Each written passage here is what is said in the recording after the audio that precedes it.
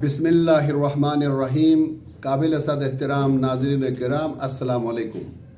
आज मैं आप लोगों की खिदमत में बच्चों की शरारतों के बारे में कुछ अहम नुकात लेकर हाजिर हूँ कि बच्चे शरारतें क्यों करते हैं और उनके बड़े बहैसियत पेरेंट्स, बहैसियत असातिज़ा उनकी शरारतों को मैनेज कैसे किया जाता है और गुस्से का अजहार हम अकली तौर पर करते हैं या गैर अकली अंदाज से बच्चे के ऊपर अपना गुस्सा निकाल देते हैं। कहते हैं शरारतें बच्चों के जेवर होते हैं। जो बच्चा जितना ज़्यादा ज़हीन होगा, उसकी जिस्मानी फुर्ती ज़्यादा होगी, वो उतना ही ज़्यादा शरारतें करेगा। ये उसकी फितरत में शामिल है। तो आपका बच्चा भी बच्चा है, लिहाजा वो मुख्तलिफ शरारतें कर सकता है। आपको तंग करने के लिए नहीं, आपको तकलीफ पहुंचाने के लिए नहीं, बल्कि आपकी तवज्जो हासिल करने के लिए या अपनी लाइफ को एंजॉय करने के लिए। हम में से बाज़ वालिदैन बुढ़ापे में भी बचपने वाली हरकतें कर रहे होते हैं, लेकिन हम अपनी हरकतों पर नज़र नहीं रखते हैं, बल्कि अपने माजी की कोताही और परेशानी की वजह से डर के मारे अपने बच्चे को गैर ज़रूरी तौर पर रोकने की कोशिश करते हैं। जिस तरह एक अनट्रेन ड्राइवर गाड़ी चला नहीं सकता है, अभी अभी गाड़ी सीख रहा होता है, तो गैर ज़रूरी तौर पर ब्रेकें लगाता है और बार बार गैर ज़रूरी ब्रेकें लगाने से या मोटर गियर में चलाने से गाड़ी ख़राब हो जाती है।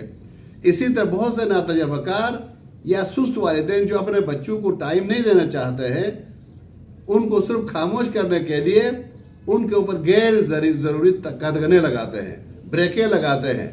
उनको चुप कराने के लिए गुस्से का गैर अकली इस्तेमाल करते हैं। तो आइए दोस्तों, हम उन नन्हे मुन्ने बच्चों की जो शरारतें हैं, जो खूबसूरतियाँ हैं, उनको समझें और उनको प्रॉपर तरीके से मैनेज करने का गुर सीखें। बच्चे को ये फील हो सकता है, जब बच्चा शरारतें उस वक्त शुरू करता है जब उसको ये फील हो कि आप उसकी तरफ से गाफिल हैं। उसको इस बात से कोई सरोकार नहीं है कि आप उसके लिए कितना जमा कर रहे हो।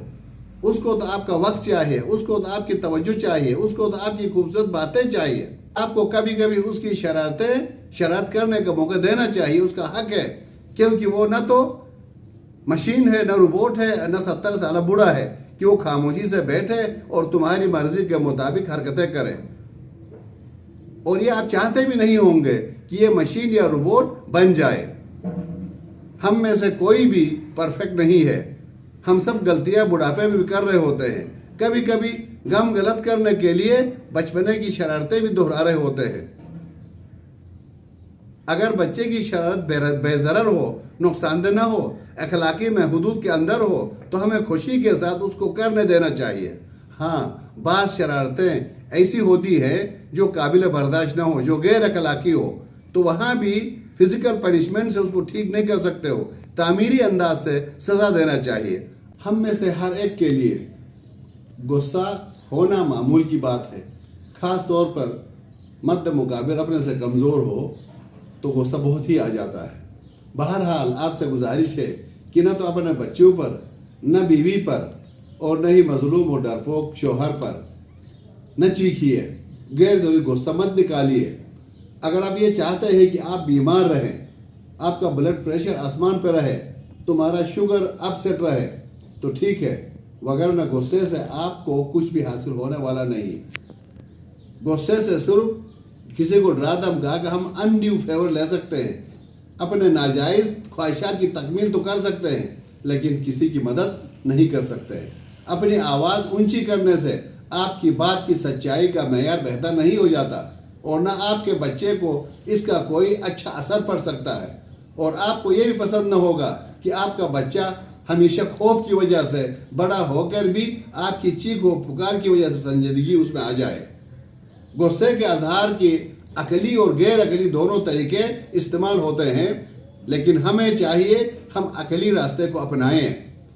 जो भी लफ्ज़ हम इस्तेमाल करते हैं उसके साथ साथ एक तस्वीर जुड़ी होती है। बस अल्फाज वो लिबास बन जाते हैं कि जो हम अपनी जहनी तस्वीरों को पहनाते हैं। अगर अल्फाज हमारे जहन की तस्वीरों को बयान करते हैं तो फिर हमारे पास इस बात का अच्छा खासा जवाब बनता है कि बच्चों की हरकतों पर हम अपनी नापसंदीदगी के अजहार के लिए एहतियात से उन तस्वीरों को चुनें بچے ہمیشہ اپنے طبعی اور سماجی ماحول کو بہتر طور پر سمجھنے کے لیے اپنی تلاش میں رہتے ہیں۔ انسان تجسس کرنے والے جانوروں کی طرح ہوتے ہیں، اس لیے ہو سکتا ہے آپ کے بچہ ایسی سرحدوں کو چھو لے جن کو آپ عارضی طور پر پسند نہیں کرتے۔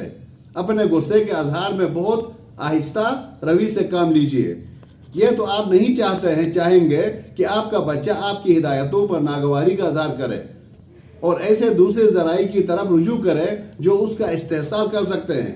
لہٰذا اس کے ساتھ ناگواری اور بدتمیزی سے پیش آنے سے احتیاط کیجیے۔ جب اداروں کے اندر یہ ترش روی استعمال ہوگی، سخت الفاظ استعمال ہوں گے، حوصلہ شکنی کے الفاظ استعمال ہوں گے، تو وہ بچہ باغی بنے گا، معاشرے میں جائے گا اور بیہودہ اور بدکار لوگوں کی دوستی میں آ کر اپنی دنیا آخرت دونوں کو برباد کرے گا۔ آپ اپنے بچے کو آخر کس طرح کا بالغ بنانا چاہتے ہیں؟ ذہین، باوسیلہ، مطمئن، کامیاب؟ جب آپ کا ارادہ گالیاں سنانے کا ہو تو ایسے الفاظ کا استعمال کریں جن کی تصویریں مثبت ہوں۔ مثال کے طور پر ہم جب بچے شرارتیں کریں، ان کو سمجھانا ہے تو ہم اس طرح کی باتیں کر سکتے ہیں: بیٹا تم تو ذہین ہو، تم تو عقل مند ہو، تم سے میں یہ توقع نہیں کر سکتا ہوں۔ آپ سے یہ امید نہیں ہے کہ آپ اپنے امی ابو کی عزت کو خاک میں ملا دو۔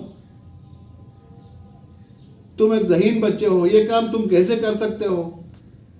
تم تو مہربان اور نفیس بچہ ہو، آپ اپنی ماں کے حکم کو کیسے رد کر سکتے ہو؟ ظاہر ہے کہ آپ کا فوکس اور زور بچے کی اہلیتوں اور شخصیت کے بارے میں آپ کے مثبت تصورات پر ہے اور ان مثبت نتائج پر جن کی آپ کو خواہش ہے۔ اس کے برعکس ایک ایسے خاندان کا تصور کیجئے جس میں بچوں کے خلاف اس طرح کی زبان استعمال ہو رہی ہو: نکمے، نکھٹو، احمق، بیوقوف، حرامی، پاگل، بدتمیز، گدھے دا پتر۔ اس طرح کے ولگر اور گرے ہوئے الفاظ کا استعمال کریں گے تو وہ بچہ آپ کے توقعات پر اترنے کی کوشش کرے گا اور بچے کو یقین ہوگا کہ میں کوئی اچھا کام کر ہی نہیں سکتا، میں کوئی بڑا کام کر ہی نہیں سکتا۔ جب یہ سب کہہ رہے مجھے نکما، نکھٹو، بدماش، تو مجھے یہی بن کے دکھانا ہوگا۔ تو لہٰذا ہم خود لاشعوری طور پر اپنے بچے کو بے یقینی اور ناکامی اور بد اخلاقی کی دہلیز تک پہنچا دیتے ہیں۔ اس طرح کی غلیظ زبان سے آپ مستقبل کے ایک باغی کو پروان چڑھا رہے ہوتے ہیں جو انتہائی تباہ کن ہے۔ بس آئے دوستو، ہم اپنی زبان کی اصلاح کریں اور مثبت سوچ اور مثبت تصورات اور القابات کے ذریعے سے بچے کی اصلاح کریں اور اپنے غصے کا اظہار اخلاق کے دائرے میں کریں۔ اور بچے کی تربیت کرنے سے پہلے ہم اپنے حواس پر اپنے اخلاقی حدود کا تعین کریں، ہم اپنی اصلاح کریں۔ مولانا رومی نے خوبصورت بات کی ہے کہ یہ جو بارش کا پانی، پاکیزہ پانی زمین میں آ کر جوہڑوں میں، چشموں میں، سمندروں کی شکل میں جمع ہوتا ہے اور یہی پانی انسانی گندگی، ناپاکیوں کو پاک کرتے کرتے خود پانی گدلا ہو جاتا ہے، ناپاک ہو جاتا ہے۔ پھر جب اس میں پاک ہونا ہو تو پھر وہ دوبارہ بلندی کی طرف متحرک ہوتا ہے بخارات کی شکل میں۔ جب فضا میں جا کر بادلوں کے جرمٹ میں وہ مل جاتا ہے تو پھر اس کی تطہیر ہو جاتی ہے، پاکیزہ ہو کے دوبارہ برسنا شروع ہو جاتا ہے۔ تو اسی طرح ٹیچر ہو، والدین ہو، مشیر ہو، مرشد ہو، جب اپنے ماتحتوں کی تربیت کرنا ہو تو تربیت کرتے کرتے اس معاشرے میں بندہ خود گندہ ہو جاتا ہے، خود غلطیوں کی طرف جاتا ہے، تو پھر اس بارش کے اس گندے پانی کی طرح پھر اس تربیت کرنے والے کو اس بلند ذات کی طرف متوجہ ہونا چاہیے، اس بلندیوں کو سوچنا چاہیے، ذکر و فکر کے ذریعے، عبادت کے ذریعے، تزکیہ نفس کے ذریعے اپنے وجود کی، اپنے نفس کی تطہیر کرتے رہنا چاہیے۔ تب جا کے ہم اپنے بچوں پر، اپنی نئی نسل پر کوئی امپیکٹ ڈال سکتے ہیں، کوئی اچھا معاشرہ بدل سکتے ہیں۔ اس وقت آپ دیکھ رہے ہر گلی کوچے میں، ہر اسکول کے اندر، ہر گھر کے اندر گالی گلوچ کے ذریعے اور گالی کو ایک شرافت کے طور پر استعمال ہوتی ہے، ایک دوسرے کو ڈرا کے خوش ہوتے ہیں۔ ہم سب کے رویے یہی ہے تو ہمارے درمیان سے ہی ایسے چور ڈاکو ٹائپ کے بدماش قسم کے لوگ ہمارے ملک پر قابض ہوتے ہیں تو ملک جو ہے اندھیروں میں گرتا چلا جاتا ہے۔ اب اس ملک کو نتھارنے کا بنانے کا ایک ہی راستہ ہے کہ ہم نئی نسل کو عزت دیں، محبت دیں، توجہ دیں اور اچھے الفاظ کا، اچھے القابات کی سلیکشن کے ذریعے ان بچوں کے اندر جو زہر ہے اس کو ارلی ایج پہ باہر نکالیں گے تو باہر سے اچھائی اندر داخل ہوگی۔ جب وہ ذاتی مفادات سے بالا ہوگا، اجتماعی مفادات کے لیے دن رات محنت کرے گا تو یہ ملک بھی دن رات ترقی کرے گی۔ اللہ تعالی ہم سب کو توفیق دے گی ہم اپنے نفوس کی تربیت کریں، پاکیزہ کریں، پھر نئی نسل کی تربیت کرنے کا، امر بالمعروف و نہی عن المنکر کا اہم کام کو سر انجام دینے کی توفیق دے۔ والسلام علیکم ورحمۃ اللہ وبرکاتہ۔